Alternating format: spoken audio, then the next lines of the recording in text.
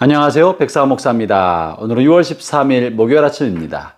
오늘도 신실한 마음으로 하나님의 말씀과 함께 하루를 살아가는 여러분 모두에게 좋으신 하나님의 넘치는 은혜가 종일토록 함께 하시기를 바랍니다. 오늘 주신 하나님의 말씀은 사도행전 20장 1절부터 16절까지 말씀인데요. 그 중에 7절부터 12절까지 말씀을 가지고 주신 말씀을 나누고자 합니다. 오늘 본문의 내용은 바울의 세 번째 전도 여행을 다루고 있는데요. 바울의 세 번째 전도여행 동안에 바울은 7명의 동행자와 함께 전도여행을 시작합니다. 그들이 전도여행을 다니다가 드로아라는 지역에 이르러서 드로아에서 벌어진 사건이 바로 7절부터 12절까지 나와 있는데, 이곳에는 특별한 일이 벌어집니다. 하나 에피소드 같은 일이 벌어지는데, 그것은 바로 바울이 설교하고 있는 동안에 그 지역에 있는 한 청년이 설교를 듣다가 졸다가 떨어져 죽는 사고가 생긴 것입니다. 한 청년의 죽음, 그것도 예배 동안에 설교를 듣고 있던 동안에 생긴 이 죽음에 관한 이야기를 다루고 있는데, 이 죽음에 관한 기록을 본문에 남기고 있는 것이죠. 제가 먼저 7절을 읽어보겠습니다. 그 주간의 첫날에 우리가 떡을 때려하여 모였더니 바울이 이튿날 떠나고자 하여 그들에게 강론할세 말을 밤중까지 계속하매. 드로아 지역에 가서 바울이 성찬을 나누고 또 말씀을 전하고 예배를 드리고 설교를 하였는데, 그날의 설교가 바울이 다음날 떠나야 되기 때문에 오랜만에 만나고 다시 보기 어려운 사람들을 향해서 오랜 시간 동안 하나님 말씀을 가르치고 설교했던 겁니다. 설교 시간이 예상 밖으로 계속 길어지게 되었던 것이죠.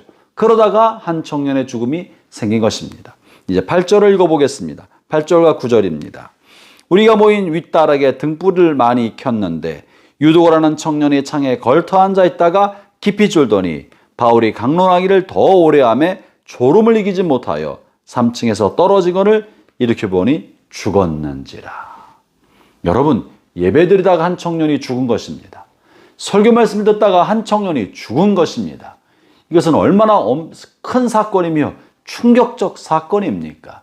이 청년은 나쁜 짓 하다 한 것이 아니고요, 예배에 참여하고 예수님을 믿고 있다, 예수님을 믿고 예배에 참석하고 설교를 듣고 있던 도중에 죽은 것입니다.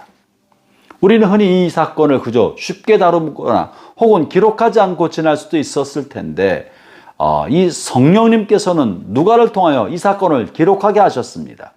기록하게 하실 때 그저 청년이 이러이러하게 죽었다라고 간단하게 간략하게 끝나지 않고 이 본 사건에 이 청년의 죽음에 관하여 좀 더 자세히 기록에 남기고 있는 것입니다. 얼핏 생각할 때면 이 죽음의 원인은 이 청년 유두고의 부주의에서 찾을 수 있습니다. 왜 하필이면 3층이나 되는 높은 건물에 창에 걸터 앉아 있냐 말이죠. 그리고 그 졸음이 오는 상황이 있었음에도 불구하고 내려앉지 않고 졸음 중에도 계속 창에 걸터 앉아 있었기 때문에 결국은 떨어져 죽은 것이 아닙니까? 이 청년의 부주의가 본인의 죽음의 원인으로 여길 수 있을 것이고, 쉽게 그렇게 생각하면서 이 사건을 종결시켰을 가능성도 있는데, 성령님은 누가를 통하여 이렇게 한 청년의 죽음이 본인 자신의 부주의로 인한 것이라고 간단하게 정리하지 않고 본문을 좀 더 본 사건에 관련된 기록을 자세히 남김으로 이 청년 자신이 이렇게 될 수밖에 없었던 이유를 밝힙니다. 9절이죠. 유도라는 청년이 창에 걸터 앉아 있다가 깊이 졸더니 바울이 강론을 더 오래하며 졸음을 이기지 못하여 3층에서 떨어지거늘. 이 청년이 졸게 된 원인은 청년 자신에게 있지 않고 바울의 설교가 예상 밖으로 길어지고 더 오래지고 너무 오랜 시간을 하였기 때문에 졸음을 이기지 못했다고 말합니다. 이 청년은요, 낮에 일하는 사람이었을 것입니다. 노예였을지도 모르고요, 낮에 생업을 위해서 일하다가 온 사람일 것입니다. 그러므로 저녁 때가 되면 피곤이 함께 몰려오고 가만히 앉아서 졸음이 올 만한 설교를 오래 듣고 있었으니 어떻게 졸지 않을 수 있었겠습니까? 본문은 마치 이 청년이 졸았던 것은 바울이 설교를 길게 했기 때문이라고 말하고 있는 것처럼 보여집니다. 이 청년은 나름대로 졸음을 참아보려고 애를 썼습니다. 졸음을 이기지 못하여 애를 썼으나 너무 설교가 길었기 때문에 졸음을 이겨내지 못하고 졸게 됐다라고 말하고 있습니다.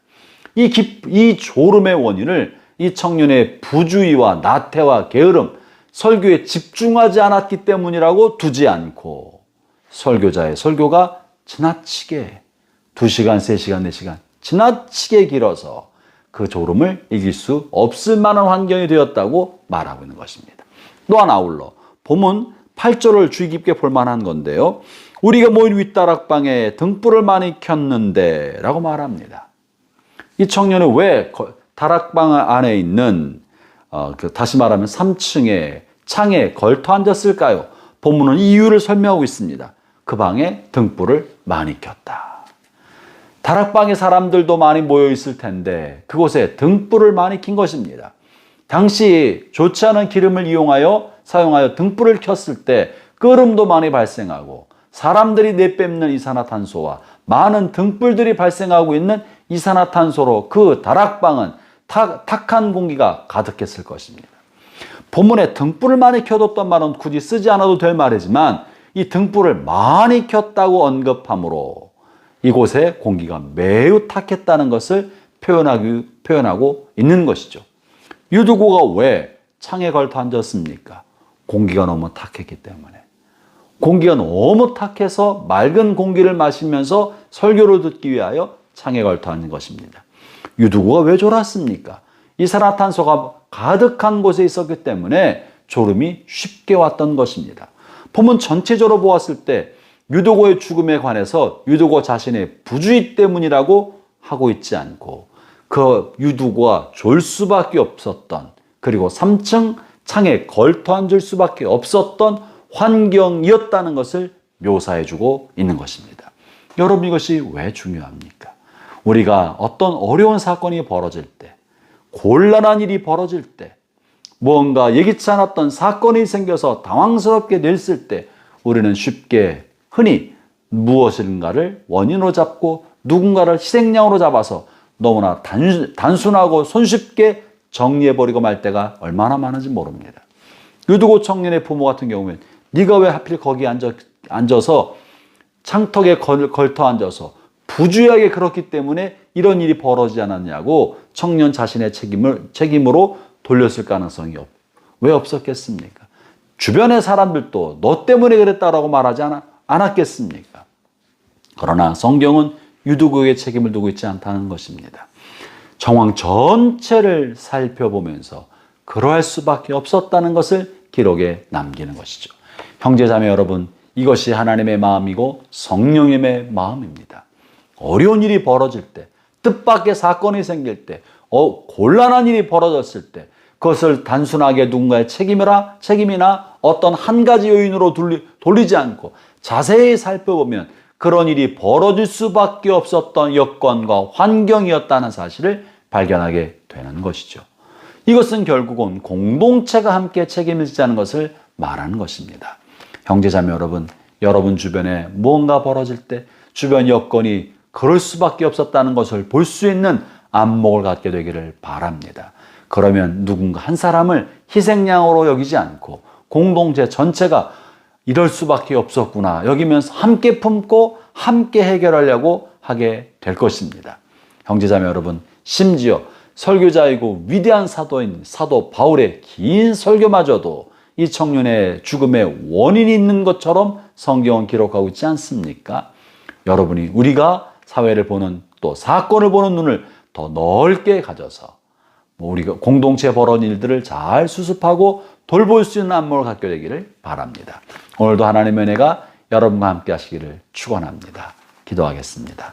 하나님 아버지, 주께서 한 청년의 죽음에 대하여 그 청년 자신에게 책임을 돌리지 않고 주변 여건이 그럴 수밖에 없었던 것을 기록에 남겨두셨습니다. 우리의 삶 속에서 벌어지는 크고 작은 일을 단순하게 무언가 책임으로 돌리지 않고 그럴 수밖에 없었던 여건과 환경이 있었다는 것을 볼 수 있는 눈을 갖고 사람들에 관하여 너그럽게 대할 수 있는 그런 배려심과 관용과 포용력을 갖게 하여 주옵소서. 예수님 이름으로 기도합니다. 아멘.